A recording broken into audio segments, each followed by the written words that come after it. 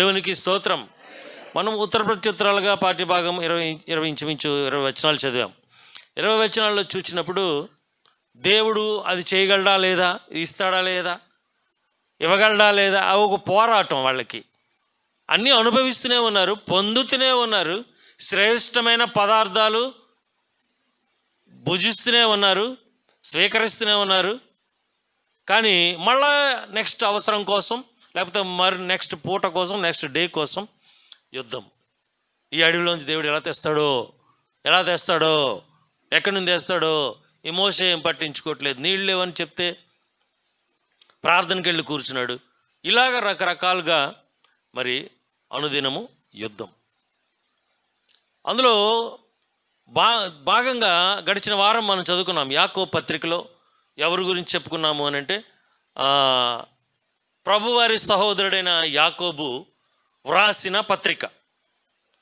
ఆయన ప్రభువు రక్షకుడు అని, సొంత సహోదరుడు కాబట్టి పెద్దగా పట్టించుకోలేదేమో కదా. ప్రభువుని రక్షకుడుగా అంగీకరించడానికి యోసేపు మరియ కుటుంబ సభ్యులకు కాస్త సమయం పట్టింది. ఎక్కువ సమయం తీసుకున్నారు. ఎందుకనంటే మన దగ్గరే పెరిగాడు కదా, అంత గొప్ప కార్యాలు మాట్లాడుకుంటున్నారు, మనం వెళ్ళి చూడాలా అవసరం లేదు, మన దగ్గర మామూలుగానే ఉన్నాడు, ఇక్కడ అన్ని పనులు చేస్తూనే ఉన్నాడు, ప్రత్యేకంగా ఏమున్నది అని ఆ విధంగా కొంచెం నిర్లక్ష్యం చేశారేమో. కాబట్టి వారు ప్రభువుని రక్షకుడుగా, దేవుని కుమారుడుగా అంగీకరించడానికి వారికి అందరికంటే ఎక్కువ సమయం పట్టింది. అందుగురించే ప్రభు చెప్తారు ఒక సందర్భంలో, ప్రవక్త తన స్వజనుల మధ్య ప్రవక్త కానేరడు అని చెప్తారు. అంటే ఇంకా మంచిగా రాసి ఉంటుంది, ఏ ప్రవక్త కూడాను తన సొంత మనుషుల మధ్య ప్రవక్త కాలేడట. అంటే అంతటి గౌరవం, ఆ కంప్లీట్ 100% గౌరవం, మర్యాద, మన్నన అతనికి దొరకదు. ఎవరు మనోడే కదా అనేటువంటి చులకన అభిప్రాయం కలిగి ఉంటుంది. అది ప్రభువుకే తప్పలేదు.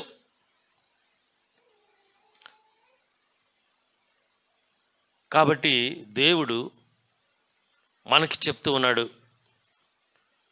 ఆయనను అంగీకరించట్లో ఆలస్యము చేయకూడదు, మనం నిర్లక్ష్యం చేయకూడదు. తెలియనంతకాలం ఓకే, తెలీదు, నిర్లక్ష్యము మన సొంత నిర్ణయం వలన, లేకపోతే ఏదో కారణం వలన ప్రభుని రక్షకుడిగా అంగీకరించలేకపోయాం. ఇప్పుడు తెలుసుకున్న తర్వాత నో మోర్ డిలేస్, ఆలస్యం చేయకూడదు. కాబట్టి యాకోబు లేకపోతే ఇంకా ఘనమైన రీతిగా రాయగలిగి ఉండేవాడేమో, సువార్థికులలో ఒకడిగా ఉండేవాడేమో. ఈ చిన్న పత్రిక ఉత్తర రూపంలో కాకుండా ఇంకా పెద్ద సువార్త రూపంలో రాయగలిగి ఉండే అవకాశము దక్కేదేమో. చూసారండి. కాబట్టి మనము చూద్దాము. పోయిన వారం ధ్యానం చేసిన ఆ వాక్య భాగము ఒకసారి జ్ఞాపకం చేసుకుని తర్వాత ముందుకు వెళదాం. యాకోబు పత్రిక 4వ అధ్యాయము 1 నుంచి 3 వరకు.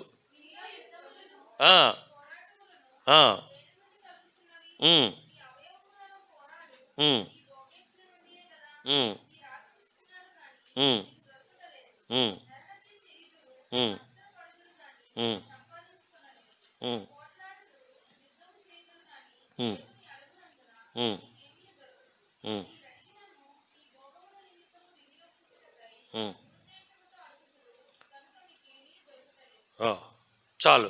దేవునికి స్తోత్రం, దేవునికి స్తోత్రం. ఈ మాటలు ఏ విధంగా మనకు అనిపిస్తున్నాయి? దేని నుండి కలుగుచి ఉన్నవి? మీ అవయవములలో పోరాడు మీ భోగేచ్ఛల నుండియే కదా. మీరు ఆశించుచున్నారు, కానీ మీకు ఏం ఆశిస్తున్నాము? భోగేచ్ఛలు అంటే సౌకర్యములు, ఇంకా ఎక్కువ సౌకర్యములు, అధికమైన సౌకర్యములు, అవసరానికి మించిన సౌకర్యములు ఆశించుచున్నారు కానీ దొరుకుటలేదు. తర్వాత అందుకు అవసరమైతే కొంతమంది ఏం చేస్తారట? నరహత్య చేస్తానికి వెనకాడరు, మత్సర పడతారు, ఎక్కువగాను మత్సర పడుదురు కానీ సంపాదించుకొనలేరు. పోట్లాడుతారు, యుద్ధం చేస్తారు కానీ ఈ పోరాటం, ఏ పోరాటం? పోట్లాడుదురు, యుద్ధము కదా. ఈ రెండు ఎవరితో చేయాలా? ఎవరు కలిగి ఉన్నారో వారితో, అసూయతోనో ద్వేషంతోనో కాదు, దేవుని అడగాల. ప్రభువా, నీ చిత్తమైతే నాకు ఇవ్వు. ఏదో నువ్వేమా కోరుకోవాలనుకుంటున్నావో అది నీకు ఇష్టమైతే నాకు ఇవ్వు. అప్పుడు పొందడానికి, అది పొందడానికి, నువ్వు అడుగుతున్నది నీవు పొందుకోవడానికి యోగ్యుడు అయితే దేవుడిస్తాడు. యోగ్యుడివి కాకున్న ఎడల, ఒకవేళ నీవు అడుగున దానిని బట్టి దేవుడు కన్విన్స్ అయ్యి, అనగా తనకు తను నచ్చ చెప్పుకొని నిన్ను యోగ్యుడుగానో యోగ్యురాలుగానో చేసి ఇస్తాడేమో. Why don't you ask? You can ask. కానీ దేవుని దృష్టిలో నీవు అందుకు యోగ్యుడుగా, అర్హుడుగా ఉండాలి. హల్లెలూయా, దేవునికి స్తోత్రం. అప్పుడు ఇస్తాడు. యోగ్యత లేకుండా అడిగినా దొరకదు. అది నీకు నీవుగా బేరీజ్ వేసుకోగలిగితే మంచిదే. ఒకవేళ అంత జ్ఞానం లేదనుకోండి, అడగండి, దేవుడు ఇస్తే తీసుకోనండి, ఇవ్వకపోతే దేవుని చిత్తము కాదు అని మిమ్మల్ని మీరు నచ్చ చెప్పుకోనండి. దేవునికి స్తోత్రం. అంతేగాని బలహీన పడకండి, నిరాశ పడకండి, నిస్పృహ చెందకండి. హల్లెలూయా, దేవునికి స్తోత్రం. No disappointment. హల్లెలూయా, దేవునికి స్తోత్రం, దేవునికి స్తోత్రం. కావున ప్రియ దేవుని సంగమా, మీరు అడగండి, then you will be given. If it is will and desire of God, దేవుని చిత్తమైతే దేవుడు ఇస్తాడు.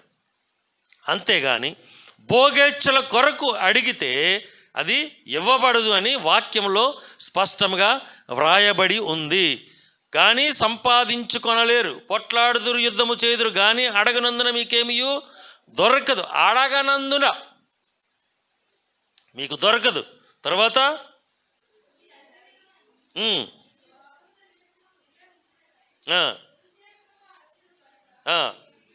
మీకేమీ దొరకటలేదు.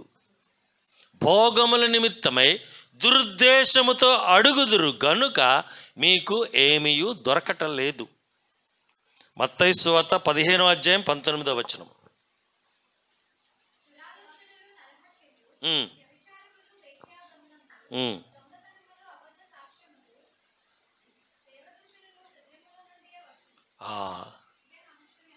మనిషిని అపవిత్రపరిచేవేవో ఇక్కడ వ్రాయబడి ఉన్నది. కాబట్టి మనము ఏమి చెయ్యాలా, ఏమి చెయ్యకూడదు అనేది స్పష్టంగా వాక్యం ద్వారా తెలుసుకుంటూ ఉన్నాం. ఎన్నో వచనం అది? చదవండి.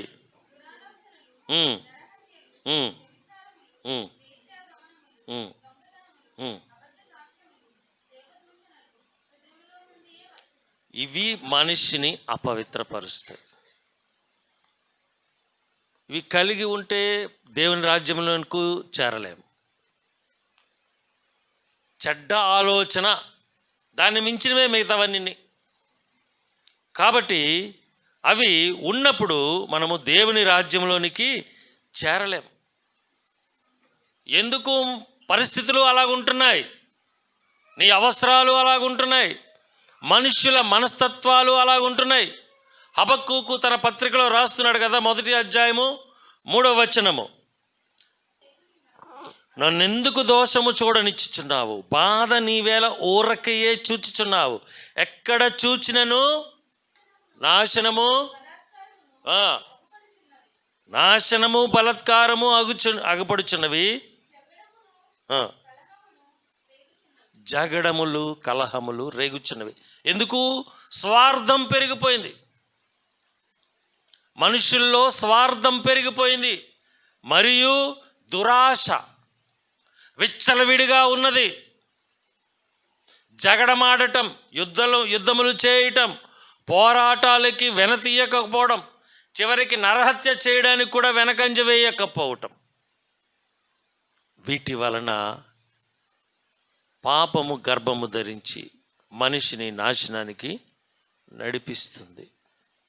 మనుషుల మధ్య మనం జీవిస్తున్నాము, మనము మనుషులమే. కానీ మనుషుల లోపల ఎటువంటి ఆలోచనలు తలంపులు ఉన్నాయో మనకి తెలీదు.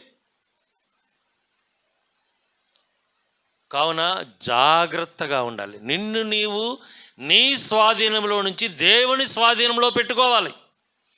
నిన్ను నీవు మనుషుల స్వాధీనంలో నుంచి దేవుని స్వాధీనంలోకి వెళ్ళాలి. నీవు అంటే ఇప్పుడు మనం అందరం దేవుని స్వాధీనంలో ఉన్నామా లేదా?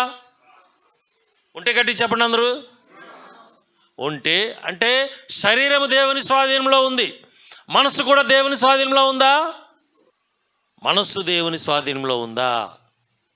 మనస్సు దేవునికి స్వాధీనము చేయగలిగితే మనలో నుంచి ఇప్పుడు చెప్పుకున్న దురాలోచన మరియు ఆ పైబడి ఉన్న ఏది కూడాను మనకి రాదు. మనస్సును, నీ ఆత్మను, నీ తలంపును, నీ హృదయమును దేవుని వశములో ఉంచితే, దేవుని స్వాధీనంలో ఉంచితే మనము ఇటువంటి క్రియలు చేయము, ఇటువంటి మాటలు రావు, ఇటువంటి తలంపులు రావు, ఇటువంటి ఆలోచనలు పుట్టవు. అటువంటి వాటికి మనము దూరంగా ఉంటాము. హల్లెలూయా, దేవునికి స్తోత్రం. ఇప్పుడు చదువబడిన చెడ్డ విషయాలన్నీ ఇక్కడ అందరికీ ఉన్నాయని కాదు, ఎవరికున్నా సరే మీరు ఆ దరిదాపులకి వెళ్ళకూడదు. సమాజంలో ఇటువంటి మనుషులు ఉంటారు లోకంలో. నీకు తెలిసిన వారిలో ఇటువంటి ఉంటే వారి కొరకు ప్రార్థన చేయి. హల్లెలూయా, దేవునికి స్తోత్రం. 120వ కీర్తనలో కూడా అక్కడ భక్తుడు ఒక చక్కటి మాట ఈ విధమైనదే రాస్తూ ఉన్నాడు. అది ఎలాగున్నదట చూడండి. 120 Psalm 7th verse, 7వ చరణం.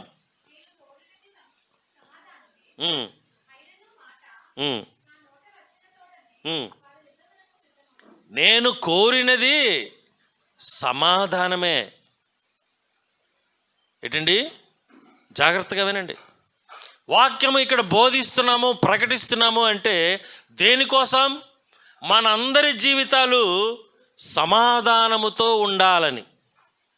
ఇక్కడ ఉన్నప్పుడు, ఈ సమయంలో, ఈ దినము ఉన్నప్పుడు మాత్రమే కాదు, నీవు ఎక్కడ ఉన్నా, ఏ పరిస్థితుల్లో ఉన్నా, నీ చుట్టూరు ఎటువంటి పాపపు లోకము ఉన్నా అది నీకు అంటకుండా నీవు నీ కుటుంబము నిరంతరము నిత్యము అంటే మరణము వరకు సమాధానముతో ఉండటానికి మాత్రమే. హల్లెలూయా. అయితే మాటలు మనకి ఎలాగ అర్థమవుతాయట? 7వ వచనం చదవండి మళ్ళీ. నేను కోరినది సమాధానమే, ఆయనను మాట నా నోట వచ్చిన తోడనే వారు మిస్అండర్స్టాండ్ చేసుకుంటారు.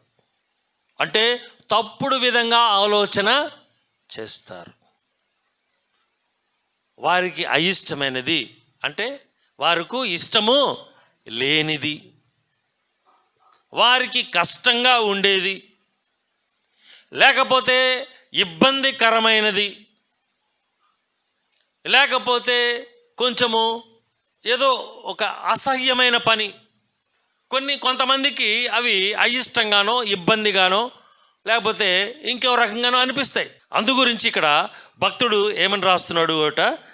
మాట నా నోట వచ్చిన తోడనే వారు యుద్ధమునకు సిద్ధమవుతారు. ఎందుకంటే మాటని మంచిగా తీసుకోవడం రాదు, తెలీదు. వాక్యం ఎలాగుందో అలాగే చెప్పాలి. దాన్ని మార్చడానికి ఎవరికి హక్కు, అధికారం లేదు. చేస్తే వారికి శిక్ష. అంతగా ఎవరు తెగించరు. కాబట్టి ఉన్నది ఉన్నట్లుగా బోధించినప్పుడు, ప్రకటించినప్పుడు, వివరించినప్పుడు మాట నోట వచ్చిన వెంటనే యుద్ధానికి సిద్ధమవుతారు. యుద్ధం అంటే ఇక్కడ నుంచి ఏదో రాళ్ళు ఇసుతారు, లేకపోతే ఏదో కత్తి ఇసుతారు కాదు. అయిష్టపడతారు. వారి అయిష్టతను, వారి యొక్క అసహనాన్ని ఏదో రూపంలో తెలియపరుస్తారు. హావభావాల ద్వారానో, చేష్టల ద్వారానో, నిర్ణయాల ద్వారానో, క్రియల ద్వారానో వాటిని వ్యక్తపరుస్తారు, నిరసనను తెలియపరుస్తారు. కానీ వాక్యం అలాగ లేదు. దేవుడు చెప్పింది చెప్పినట్లు చేయవలసిందే. మీకు బైబిల్ పూర్తిగా చదవండి అని ఎందుకు చెప్తామంటే, బైబిల్ మనం పూర్తిగా చదివినప్పుడు మధ్యలో కొన్ని విషయాలు మనకి తారసపడతాయి. చదువుతూ ఉండినప్పుడు ప్రాముఖ్యంగా లేవీయ కాండంలో, పాత నిబంధనలో లేవీయ కాండం చదివినప్పుడు, సామెతల గ్రంథం చదివినప్పుడు, పౌలు గారు రాసిన కొన్ని ఉత్తరాలు, పత్రికలు చదివినప్పుడు బాధాకరంగా ఉంటాయి, గుచ్చుకున్నట్లు ఉంటాయి. ఆ లేవీయ కాండం చదువుతుంటే జుగుప్సాకరంగా ఉంటాయి. చెప్పాలంటే కొన్ని భాగాలు అసహ్యకరంగా ఉంటాయి, కొన్ని భయం గొల్పించేవిగా ఉంటాయి. ప్రకటన గ్రంథంకి వచ్చేటప్పటికి గంభీరంగా ఉంటాయి, ఊహలకే అందదు, జ్ఞానము చాలదు, భయానకంగా ఉంటాయి. ఇటువంటి అనుభవాల గుండా బైబిల్ నిన్ను నడిపిస్తుంది. ఇవన్నీ నువ్వు పూర్తిగా ఆదికాండం మొదలుకొని ప్రకటన గ్రంథం వరకు అలా చదివేస్తే కాదు. నేను మీకు చెబుతున్నాను, మళ్ళా అవసరం కాబట్టి చెప్తున్నాను. మీరు బైబిల్ చదివినప్పుడు మొట్టమొదటిగా ప్రతి ఒక్కరూ సువార్తలు 4 చదవండి. వీలైతే సైమల్టేనియస్గా కీర్తనలు, సామెతలు చదవండి. అంటే ఉదయం సువార్త చదివితే, లేకపోతే ఉదయం కీర్తనలు, సామెతలు చదివితే నైట్కి సువార్త చదవండి. ఫస్ట్ సువార్తలు, కీర్తనలు, సామెతలు, తర్వాత సువార్తల తర్వాత నుంచి అపొస్తలులు, రోమాలు అలాగెళ్ళి ప్రకటన వరకు మాత్రమే చదవండి. ఆ చివరి లాస్ట్ బట్ 1 వరకే చదవండి, యూదా వరకు చదివి అప్పుడు ఆదికాండంకి రండి. ఆదికాండం మొదలుపెట్టి వచ్చి యోబు వరకు చదవండి. కీర్తనలు చదివేసి ఉంటే మంచిది. ఆ తర్వాత మీరు ఆ యొక్క సువార్తల నుంచి ఈ చదివిన భాగాలన్నీ కూడాను మీకు రివీల్ అవుతాయి. దేవుని చిత్తమైతే, మీకు ఆసక్తి ఉంటే రెండోసారి చదివినప్పుడు ఆదికాండం నుంచి చదువుకుని వెళ్ళిపోండి. వరుసగా ఆదికాండం నుంచి ప్రకటన వరకు పూర్తిగా చదవండి. రెండోసారి చదివినప్పుడు అప్పుడు మీకు భయం ఉండదు. వింటున్న వాక్యము మీకు తప్పుడు తోవలో వినిపించదు. వాక్యం చెప్పినప్పుడు వినడం కూడా రావాలి, వినడం కూడా తెలియాలి. అది ఈ వాక్యం యొక్క అంతరార్థం. 127 వచనంలో ఆ మాటలే వ్రాయబడి ఉన్నాయి. నేను కోరుకున్నది, మొట్టమొదటి వచనం ఏంటిది? మొట్టమొదటి లైన్ సమాధానమే. సమాధానానికి సంబంధించిన, సమాధానకరమైన జీవితం జీవించడానికి అవసరమైన మాటలే చెబుతున్నాను. ఇవి చెయ్యకూడదు, ఇవి చేస్తే ఇటువంటి పరిస్థితులు ఎదుర్కొంటావు, ఇవి చెయ్యు, ఈ విధంగా చేస్తే ఇటువంటి మంచి పరిస్థితులు అనుభవించగలుగుతావు, నీ జీవితము చక్కగా నడుస్తుంది. అది దేవుని ఉద్దేశం. హల్లెలూయా, దేవునికి స్తోత్రం, దేవునికి స్తోత్రం. 140వ కీర్తన 2వ వచనం, అపాయకరమైనవి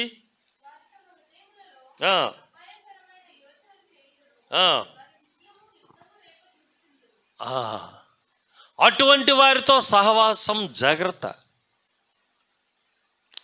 ఏమిటి? వారు తమ హృదయములో అపాయకరమైన యోచనలు చేయుదురు, వారు నిత్యము యుద్ధము రేప చూచుచుదురు. నిత్యము ఏదో గొడవ, ఏదో వేదన, ఏదో బాధ, ఏదో లోటు, దేనికో ప్రతి విషయంలో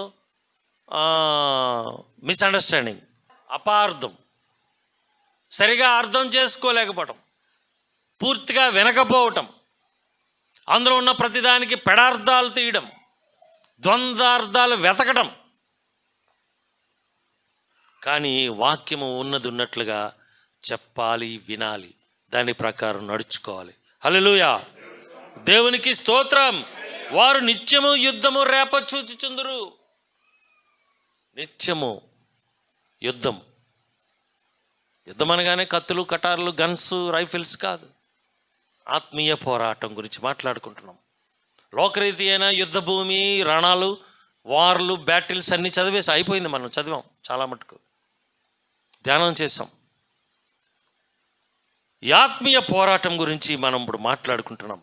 ఆత్మీయ పోరాటంలో నీవు విజయం సాధిస్తేనే దేవుని రాజ్యానికి చేరుకోగలుగుతాం. హల్లెలూయా, దేవునికి స్తోత్రం.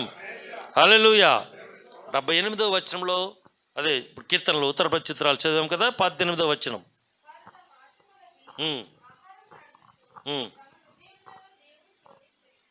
ఆహారము ఆశ కొలది అడుగుచు హృదయములో దేవుని శోధించిరి. హృదయంలో దేవుని ఎన్ని తినడానికి ఆహార పదార్థాలు ఎన్ని రకాలున్నా ఇంకోటి ఉంటే బాగుంది అనుకుంటాం కదా. అన్నీ ఉన్నాయనుకోండి,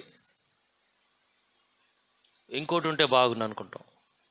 దేవుని వాక్యం చెప్తూ ఉంది అందు గురించి, వారు తమ ఆశ కొలది ఆహారము అడుగుచు తమ హృదయంలో దేవుని శోధించిరి. ఆ కింద వచనాలన్నీ మనం ఇశ్రాయేల్ గురించి అని మనకు అర్థమవుతుంది గడిచిన దినాల్లో మనం చేసిన వాక్య ధ్యానాల ద్వారా. ఆశ చెప్పాడు కదా, తమ దురాశ కొలది అడగక పొందలేకపోతున్నారు, తమ భోగేచ్ఛల కొరకు అడుగుతూ ఉన్నారు. అనవసరమైన యుద్ధాలకి మనము ఎదురెళ్ళవలసి వస్తుంది. హల్లెలూయా, దేవునికి స్తోత్రం. ప్రభువైన యేసుక్రీస్తు ఒక మాట చెప్తున్నారు. యోహాను సువార్త 6వ అధ్యాయము 25 నుంచి, సముద్రపు అద్దరిని ఆయనను కనుగొని, బోధకుడా నీవెప్పుడు ఇక్కడికి వచ్చితివి అని అడుగగా, నెక్స్ట్, యేసు మీరు సూచనలను చూచుట వలన కాదు కానీ రొట్టెలు భుజించి తృప్తి పొందుట వలననే నన్ను వెతుకుచున్నారని మీతో నిశ్చయముగా చెప్పుచున్నారు. నెక్స్ట్,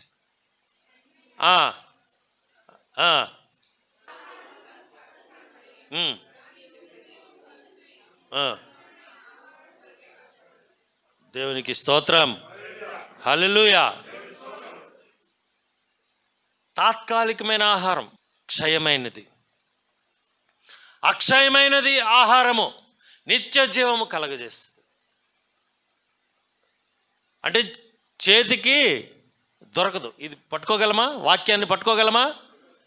కానీ వాక్యాన్ని నీవు ఆత్మతో భుజించడం నేర్చుకోవాలి, హృదయముతో ఆస్వాదించడం నేర్చుకునేటప్పుడు అందులో ఉన్న శక్తి నీ మనసు, శరీరము, హృదయము, ఆలోచన, every part in the body, శరీరంలో ఉన్న ప్రతి అవయవము కూడా శక్తి పొందుతుంది.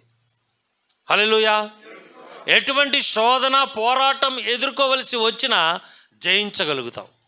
శరీరంలో బలహీనత ఉన్నదని దాన్ని జయించడం ఎలాగూ అనంటే, వాక్యాన్ని నమ్ముట ద్వారా, వాక్యమందు విశ్వసించుట ద్వారా, ప్రభువుని అడుగుట ద్వారా దాన్ని జయించగలుగుతాం, స్వస్థత పొందుకోగలుగుతాం. హల్లెలూయా, దేవునికి స్తోత్రం. ఒక విషయం చెప్తాను. గడిచిన వారము అర్పణలు చూస్తున్నప్పుడు ఒక 4-5 కృతజ్ఞత కానుకలు వచ్చాయి. ఎందుకు అనంటే, మేము స్వస్థత పొందాము, ప్రభువు మాకు స్వస్థత ఇచ్చాడు. అలాగా ఒక 3 ఎన్నో కవర్లు, వైట్ కవర్లు రాసి పెట్టారు. చాలా సంతోషమైంది. ఎందుకు సంతోషమైంది?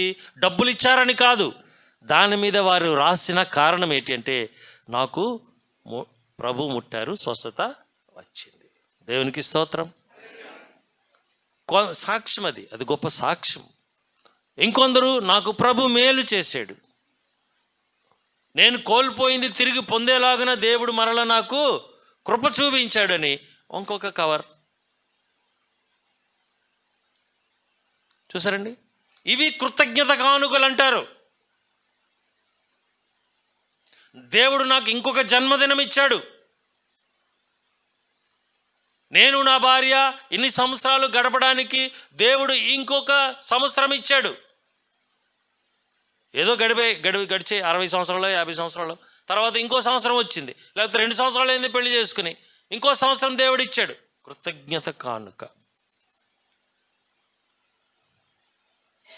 హల్లెలూయా, దేవునికి స్తోత్రం. బిడ్డలకు ఇంకొక జన్మదినం ఇచ్చాడు, కృతజ్ఞత కానుక.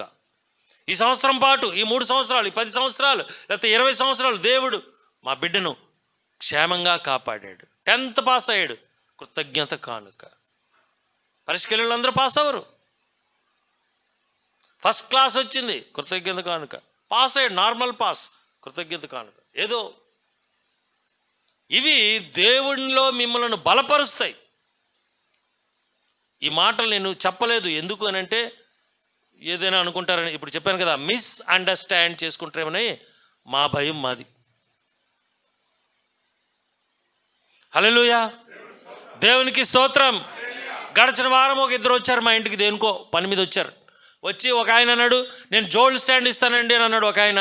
ఇంకొక ఆయన అన్నాడు, నేను ఏంటిది ద్రాక్షారసం ఇచ్చే ట్రే ఇస్తానండి అని అన్నాడు ఒక ఆయన. వాళ్ళకి ఇది అవసరం అనిపించింది, ఇస్తే మంచిది అనిపించింది, ఉపయోగపడుతుంది అనిపించింది, దీని అవసరం ఇక్కడ ఉంది అనిపించింది. ఇటువంటి భావాలు, ఆలోచనలు, తలంపులు మనము కలిగి ఉండాలి. హల్లెలూయా, దేవుడు ఎవరికి రుణస్తుడు కాదు. దేవునికి ఇచ్చిన దానికి డబుల్ లేకపోతే ఇంకా ఎక్కువే ఇవ్వగలడు దేవుడు నీకు. సో 5 రూపాయలు వేస్తే 10 రూపాయలు ఇస్తాడని మటుకు చందాయిక ఏమి రాదు. కాబట్టి దేవునికి కృతజ్ఞత తెలియపరచాలి మనం. ఇప్పుడు ఎందుకు ఆ మాటలు చెప్తున్నానంటే, 78:18 మనం ఇప్పుడు చదువుకున్నాం కీర్తనలో.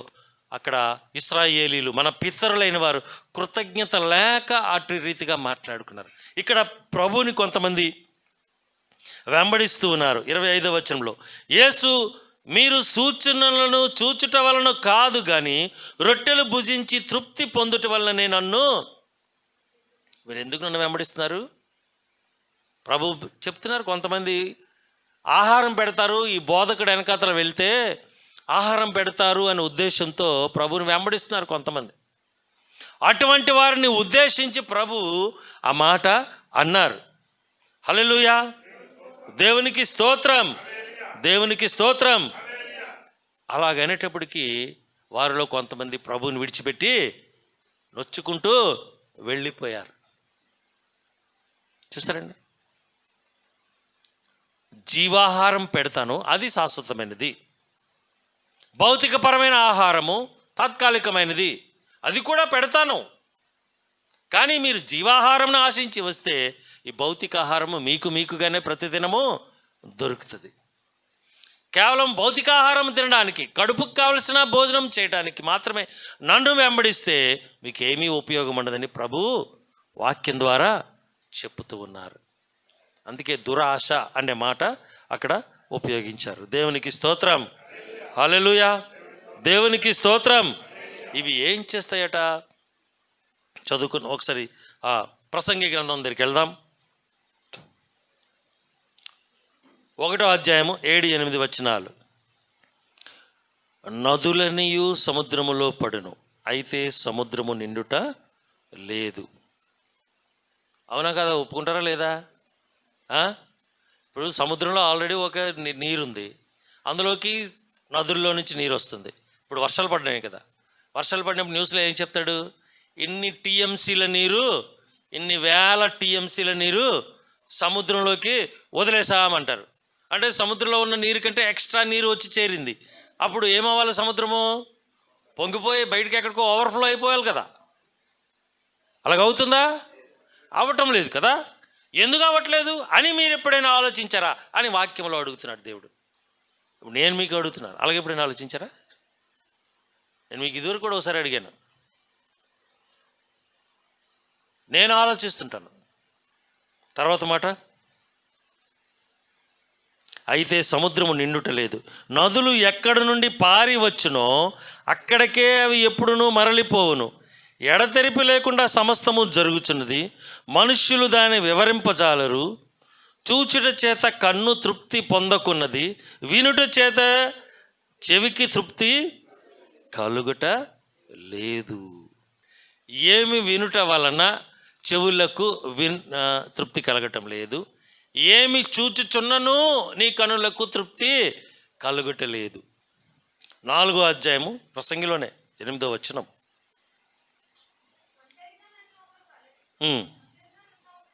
అమ్మ 7-8 నుంచి చదువు, 7-8 కూడా చదువు. నేను ఆలోచింపగా వ్యర్థమైనది మరి ఒకటి సూర్యుని క్రింద నాకు కనబడెను. ఒంటరిగా ఉన్న ఒకడు కలడు. అంటే వీడు బ్యాచిలర్ అనమాట, ముందు వెనక ఎవరు లేరు. సో అతనికి జతగాడు లేడు. చదువు.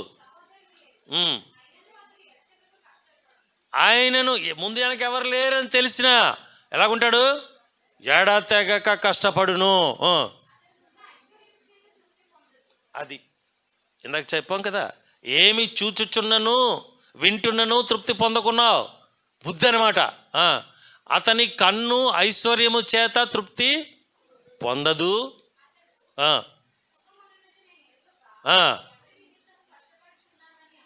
అది సుఖమనున్నది ఎరుగక ఎవరి కోసం ఇంత కష్టపడుతున్నానని అనుకోడట. ఇదియు వ్యర్థమైనదే బహుచింత కలిగించును. హల్లెలూయా, దేవునికి స్తోత్రం. అనవసరమైన వాటి విషయాల్లో కష్టపడతాడు మానవుడు, అవసరమైన దానికోసం కష్టపడడు. ఏది నీ ఆత్మకు సమాధానం ఇస్తుందో, ఏది నీ శరీరానికి సౌకర్యం ఇస్తుందో, ఏది నీ జీవితానికి సమాధానము ఇచ్చి నిన్ను నీ కుటుంబాన్ని భావితరాల వారిని చక్కగా నడిపిస్తుందో దానికోసం ప్రయాసపడరు. కానీ అవసరం లేని దాని కొరకు, వ్యర్థమైన దాని కొరకు బహుచింత కలిగి ఉందురు. దానికోసం అంత ప్రయాసపడక్కర్లేదు. అనవసరమైన వాటి కొరకు ఎక్కువగా కష్టపడతారు. ఇవి మనుష్యుడు ఆలోచన చేయడు. ఏం ఆలోచన చేయాలా? సముద్రంలోకి నీరు ఎక్స్ట్రాగా వచ్చి చేరుతుంది, అధికంగా వచ్చి చేరుతుంది, అయినను సముద్రము పొంగలేదు అని ఎప్పుడైనా ఆలోచన చేశారా? సముద్రము ఆ ఎల్లలు సరిహద్దులు దాటి ముందుకు రావడం లేదు, వెనక్కి వెళ్తుంది, తరంగాలుగా ముందుకు వస్తుంది, మళ్ళీ వెనక్కి వెళ్తుంది, మళ్ళీ ముందుకు వస్తుంది. అది దాటి ఎందుకు రావడం లేదు? 78వ కీర్తనలో చదివాము, నీటిని గోడగా అమర్చాడట దేవుడు. ఇది ఎలా చేశాడు? ఇవి ఎప్పుడైనా ఆలోచన చేశారా? దేనికోసమో కష్టపడుతున్నారు, దేవుని మహత్కార్యముల గురించి ఆలోచన చేశారా?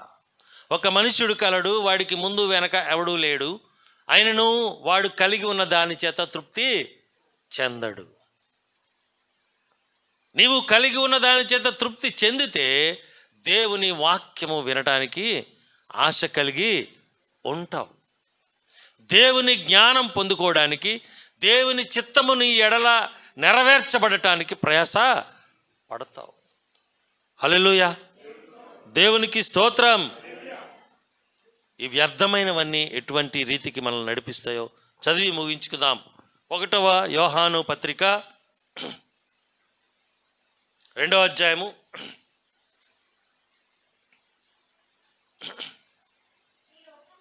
15.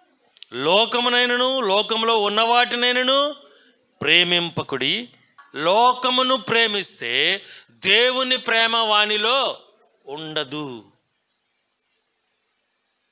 ఎవరిని ప్రేమించాలైతే? దేవుణ్ణే ప్రేమించాల,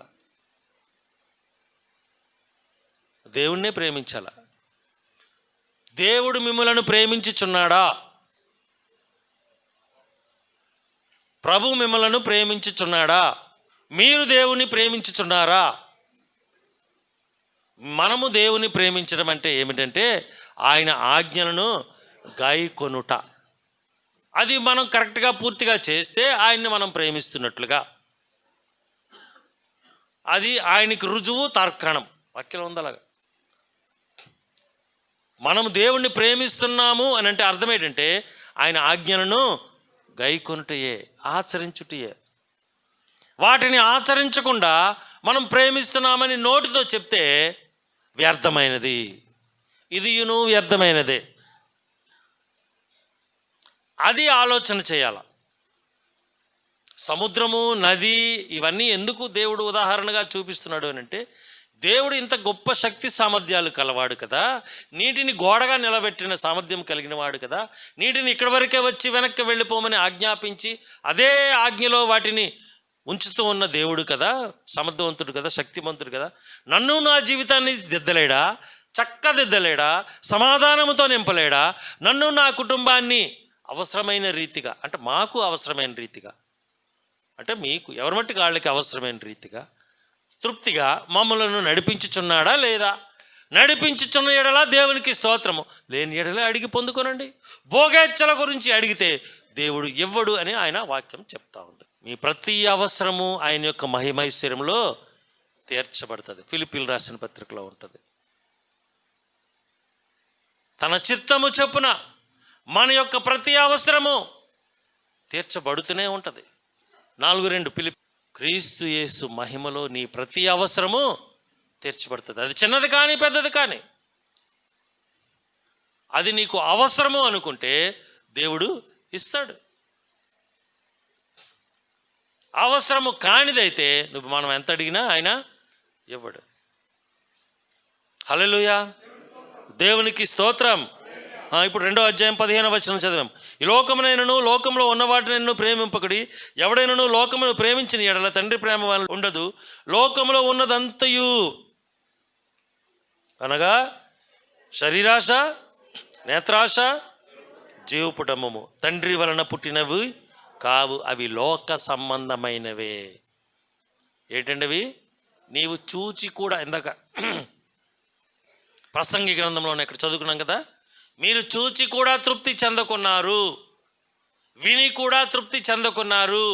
ఎందుచేత అని అంటే లోకమును దాని నేత్రాశ, శరీరాశ, జీవపుడంబం మనలో ఉండుట చేత మనకి తృప్తి కలగకున్నది. ఉన్నదాంతో తృప్తి చెంది ఉండడం నేర్చుకునేటప్పుడు నీ జీవితం సమాధానంగా ఉంటుంది. అవసరం లేని వాటి కొరకు పోరాటము చేయుట వలన నీ జీవితంలో అశాంతి వస్తుంది. ప్రభు శాంతినిస్తాడు, సమాధానం ఇస్తాడు.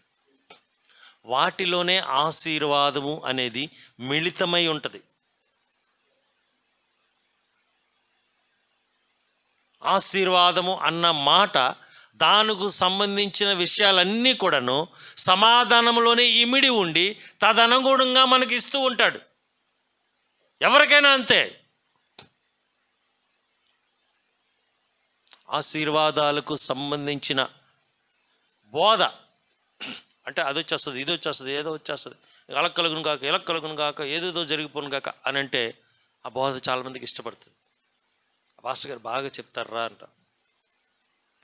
ఉన్నది ఉన్నట్లుగా చెప్తే దెబ్బలాడతారు, ఎప్పుడు చూసినా ఏదో అంటుంటారు అనిపిస్తుంది. కానీ వాక్యంలో ఏముందంటే నీ జీవితం పీస్ఫుల్గా నడవాలని ఉంది. ఆస్తి ఐశ్వర్యం ఇస్తామని దేవుడు ఎక్కడా చెప్పలే. అలాగని దేవుడు ఇవ్వకుండా కూడా లేడు. ఆయన అబ్రాహాంకి ఆస్తి లేదా? దావీదుకి ఐశ్వర్యం లేదా? యోసేపు ధనవంతుడై ఉండి దరిద్రుడైపోయి మళ్ళా ఐశ్వర్యవంతుడైపోయాడు. అవునా కదా? యోసేపు. యోబు మిక్కిలి ధనవంతుడు, అన్నీ పోగొట్టుకున్నాడు, తిరిగి అన్ని డబల్ సంపాదించాడా లేదా? సంపాదించాడంటే ఏడ్ చేశాడు, దొంగాడా, బ్యాంక్ కొట్టేశాడా? దేవుడు ఇచ్చాడు. ఓర్పు కలిగి ఉన్నాడు, నిరీక్షణ కలిగి ఉన్నాడు, సహనము కలిగి ఉన్నాడు, రెండింతల ఆశీర్వాదము పొందుకున్నాడు. దేవునిలోకి వస్తే కష్టాల పాలైపోలా, నష్టాల పాలైపోలా, ఇబ్బందుల పాలైపోలా, శ్రమల పాలైపోలా, తప్పు. దేవునిలోకి వస్తే ఆస్తి వస్తుంది, ఐశ్వర్యం వస్తుంది, ధనం వస్తుంది, వస్తు వాహనాలు వస్తాయి, తప్పు. అది తప్పే, ఇది తప్పే. దేవునిలోకి వస్తే సమాధానం వస్తుంది, అదే ఒక్కటే నిజం, అదొకటే నిజం. నీవు సమాధానంగా ఉండడానికి ఏమైనా ఇస్తాడు దేవుడు. నీకు అవసరము అని దేవుడు తలిస్తే ఏమైనా ఇస్తాడు. హల్లెలూయా, దేవునికి స్తోత్రం. వాటి కోసం పోరాడండి, వాటిని దేవుణ్ణి అడగండి. And it will be given to you and you will receive it. దేవుడు ఇస్తాడు, మీరు పొందుకుంటారు, ఇంకా సంతోషంగా సమాధానంగా ఉంటారు. ప్రతి విషయమందు దేవునికి కృతజ్ఞతాస్తుతి చెల్లించండి, ప్రతి విషయమందు.